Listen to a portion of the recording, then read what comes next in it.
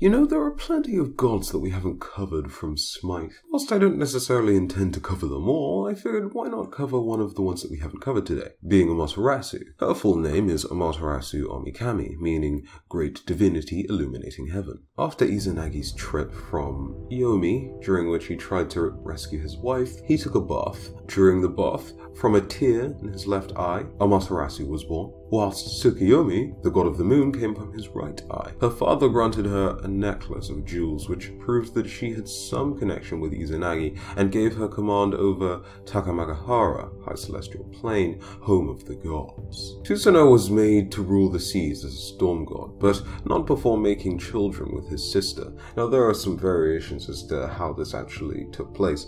It might have been either that Susanoo just generally had a nature of being quite destructive and a bit of a trickster, so he might have been disturbing things in Takamagahara, and Amaterasu, assuming that he was up to no good, decided to have a bit of a wager with him to decide, if they were to make children, what the outcome would be. If Susanoo was able to produce 5 sons, then he would be declared innocent of any disruptions he may have caused previously. So he bit into some of her jewels that she gave him and spat them out, and she did the same with one of his swords. And the result of this was that Susanoo indeed had 5 sons now, and Amaterasu had 3 children of her own, one of which gave her a grandson that was eventually sent to the Earth at some point to be the first ruler of Japan, or at least this is the reason why the Japanese royal family considered their bloodline to be connected to the gods, or one of the reasons why they considered their bloodline to be connected to the gods. This next story also has some variety to it. He struck out at Takamagahara, be it out of jealousy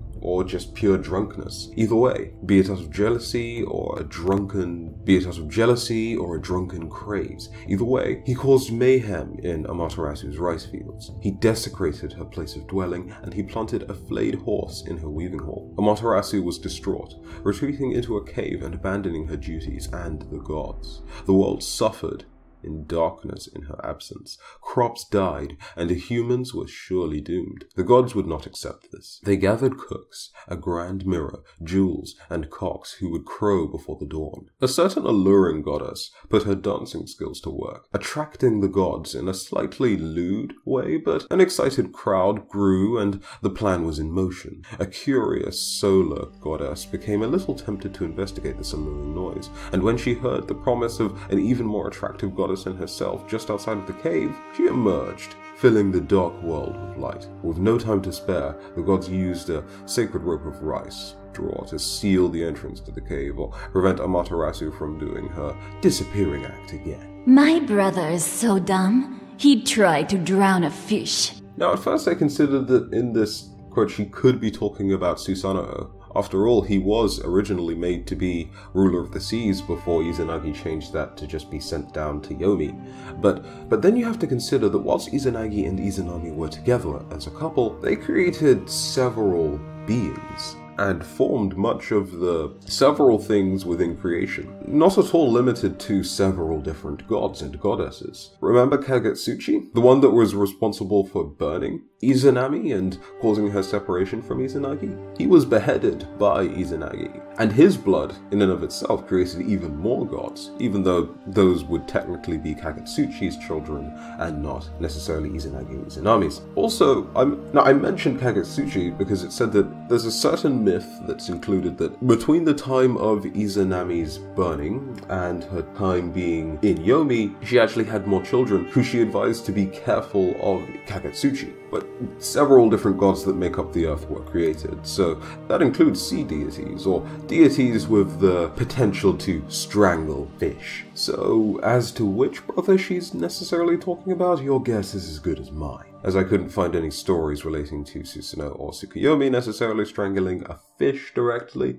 but there's that. Also, it was said that Tsukuyomi and Amaterasu were in fact not just brother and sister, but also husband and wife at some point, before their separation thanks to some dealings with Ukomochi no Kami. But that was the video on Amaterasu. I hope that you did enjoy. If you did, go ahead and leave a like, and of course subscribe to the channel for more content just like this. Also, let me know which god or brother brother of Amaterasu you think was responsible for trying to drown a fish. Amaterasu was the only Japanese god at the time in the game, when she was first released of course, so the answer might not necessarily be Susanoo. Then again, Susanoo was released just after Amaterasu, or soon after Amaterasu. There may have been a god between them, but there's that. But let me know what you think.